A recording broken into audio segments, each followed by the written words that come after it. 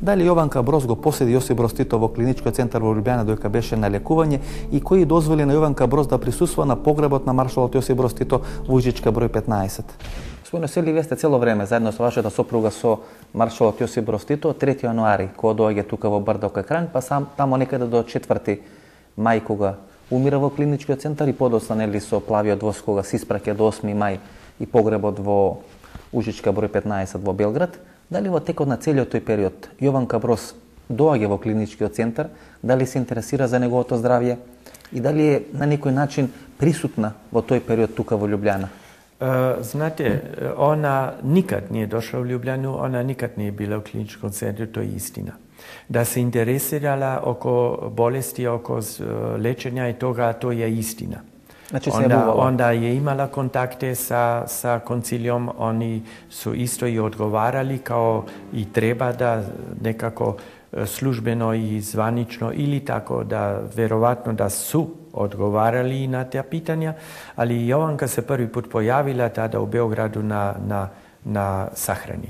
Остана интересно и неодговорено во изминатите 28 години, 29 години, која повикува Јованка Броз на погребот на маршалот Тито, бидејќи беше во немилост, според сите информации не беше присутна воопшто, не дојде да го види после операцијата во клиничкиот центар и во Брдо кај Крањ, меѓутоа на погребот во Белград во Ужичка беше присутна. Која кани Јованка на погребот на Тито? Она е изразила želju da prisustuje sahrani. Molba je bila upućena generalu Dolničaru kao generalnom sekretaru predsjedništva i u dogovoru sa još nekim članovima predsjedništva je Jovanki omogućeno prisustvo na sahrani.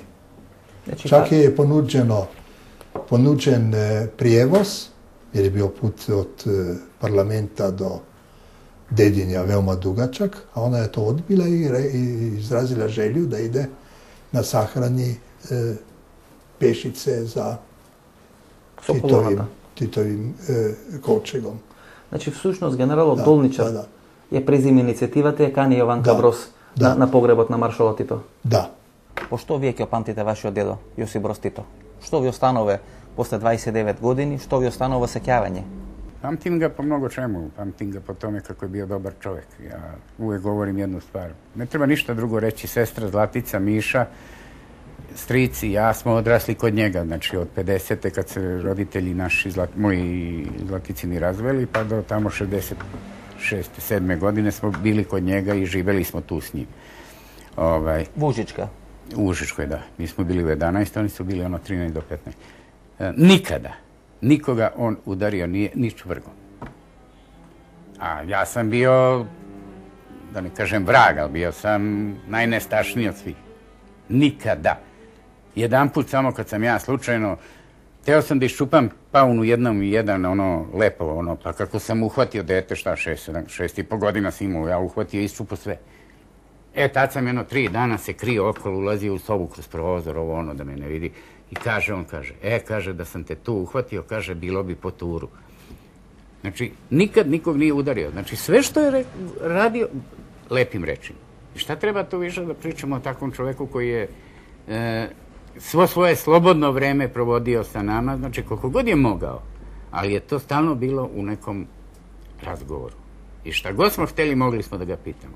Znači, bio nam je i otac i majka i pedagog i učitelj i sve. A drugo, vaspitavao nas je tako da smo mi obično deca kao sva druga deca. Mi smo išli u školu sa svom decom, nismo imali ni prevoz, ni pratnju, ni nikoga. Išli smo u grad na igranke kao Nata Šmajdan, autobus, kao sva druga deca. Znači, i nije dozvoljavao da odskačemo od druge dece. A nikad ne mogu zaboraviti kada je sestra Zlatica jedan put došla pa videla, pojavile se one rolšuje. Pa kaže, dedek, ili ja mogu da dobijem te, ko ima te rolšuje? Pa kaže, deca kineskog ambasadora. Pa imaju ostala deca? Pa nemaju, pa ne može onda. Kad budu sva deca imala, dobit ćeš i ti. To je njegov stav. И мислим да е тоа најболje. Ова беше емисијата во Центар. Јас сум Васко Евтов. Вечерва, почитувани гледачи, го проследивте второто продолжување на нашето досие последните денови на Јосип Броз Тито. Ние се гледаме идни од петок во истото време. Пријатно вечер, Македонија, каде и да си.